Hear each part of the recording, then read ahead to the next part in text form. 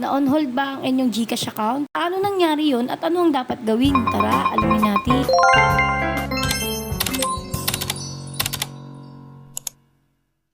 Isa ka rin ba sa nagtaka nung binuksan mo yung GCash mo tas nung maglalaging ka na is ganito yung lumalabas? Ngayon, aalamin natin ang mga dahilan kung bakit naka-on hold ang inyong GCash account.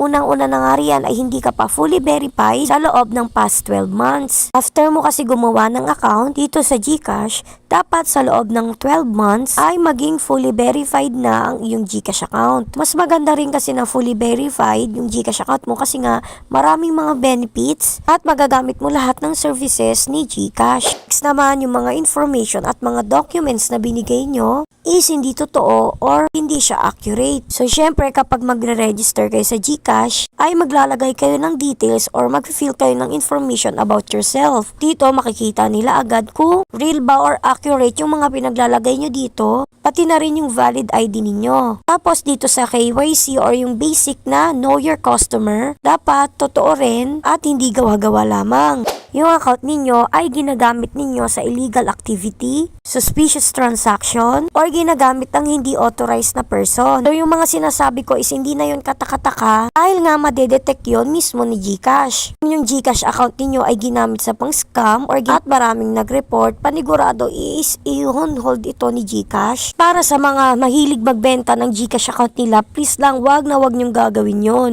Kahit ba hindi nyo na ginagamit yung GCash account ninyo, ay pwedeng makuha yung mga information ninyo ng bibili para gamitin sa pang-scam or pagloloko. Next naman, naka-receive na ang GCash galing sa government agency, court, law para i-on hold ang inyong account. So lastly ay inactive yung GCash ninyo. Ito, simula nang ginawa nyo yung GCash ninyo ay hindi nyo siya ginagamit or miski hindi nyo nilalagyan ng laman. Kaya panigurado talaga ma-on hold ang inyong account. Kung naka-receive kayo ng ganito, ay kailangan ninyong mag-submit ng mga documents sa GCash. So ano yung mga documents na kailangan? Unang-una na nga riyan ay need natin ng picture ng dalawang valid ID. Kahit ano, basta dalawang valid ID.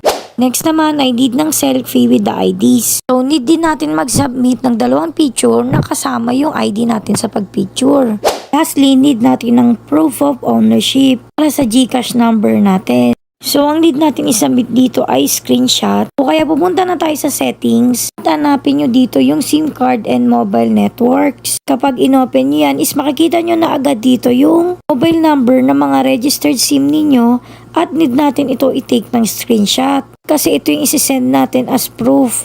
So let's say kompleto na lahat ng documents nyo. So saan nga ba natin siya isi-send? So yan, punta lang tayo sa GCash tapos hanapin nyo yung help. Pero kasi ang alam ko kapag naka-on hold kayo is hindi nyo ma-open yung GCash ninyo. Kaya ang gagawin nyo na lang is mag-direct na kayo, mag-chat kay Gigi. Si Gigi is yung virtual assistant ng GCash kaya doon tayo mag-chat. Tapos ilalagay nyo dito is yung account nyo is on hold. Ilalabas na agad dyan kaya ikiklik nyo na lang yan. So yan, pagka-click nyo is may need kayong fill up na form. So yan, kapag nakita nyo na yung show form is ikiklik nyo yan. Dahil dyan nyo ilalagay yung mga details ninyo sa GCash. Need nyo ilagay yung registered name nyo sa GCash, yung registered din na mobile number, yung registered na email. So ito para yung paunang form pa lang. Tapos next na dito yung pag-submit nyo ng mga documents na sinabi ko kanina. So hindi ko na to na-proceed kasi hindi naman on hold yung GCash ko. Pero ganito yung gagawin ninyo. Pagka-submit ninyo is mag-aantay na lang kayo ng reply galing sa GCash. At kapag naging okay na is magagamit nyo na ulit ang inyong GCash. So yun nga, sana may natutunan kayo sa video na ito.